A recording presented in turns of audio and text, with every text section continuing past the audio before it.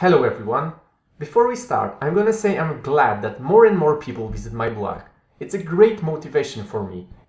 And most recently, 3 assets reached 30,000 downloads in total. Wait, what?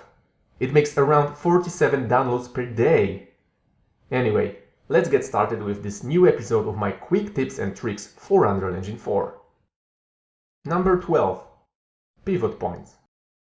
Pivot point is crucial for any object transformations. Generally, when placed in the right spot, moving a static or skeletal meshes is simpler and more intuitive. Take this example. This microwave oven. The pivot point is at the bottom, so you can move it around easily. Scaling it up or down is not a problem as well. It stays on the ground. If it was on the center like in this cube, scaling in this case wouldn't be perfect. Okay, so let me show you how to change the pivot point. First, select an object, then press and hold down middle mouse button. You should see different cursor while it's over any widget axis. Now, press left mouse button as you would normally move the object. As you can see, only pivot has moved. You can use one of the ortho views for better alignment. Now, I can perform any transformation around this new spot. To reset the pivot point, simply reselect the object.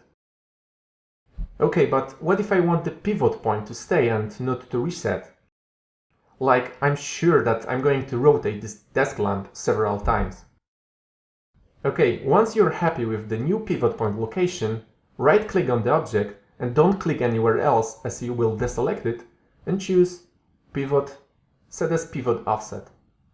This is also helpful when you want to duplicate object around different spot.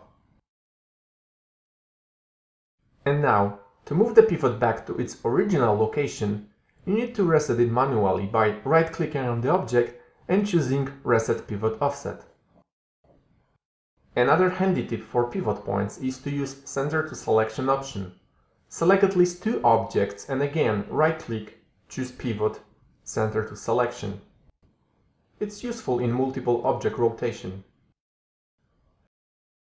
Number 13. Auto reimport.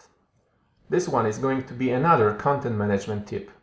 If you're working with a lot of assets or a group of artists who makes a lot of assets, auto reimport feature is definitely worth checking out.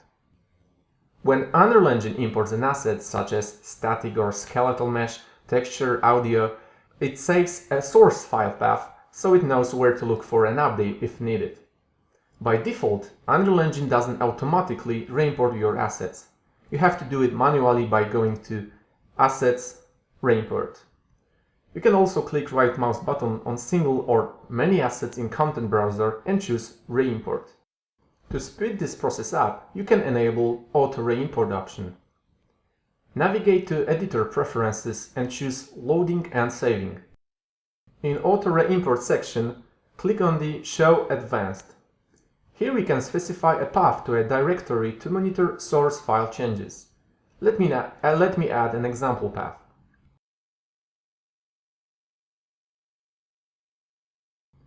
Great thing about this feature is that it also grows for subfolders. So in my case, I don't have to specify each path for static meshes or textures. Okay, let's close this up and let me show you how it works. I had imported this teapot earlier, and as you can see, source file path matches the one we've just specified. Now, if I change the source file, FBX in this example, Unreal Engine will find it and will reimport it automatically.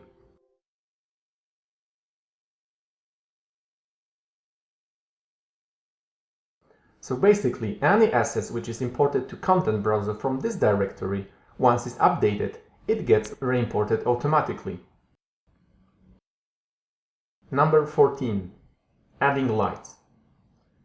This one is really quick and I found it quite recently when preparing my new package Interactive Light System for the Unreal Engine Marketplace.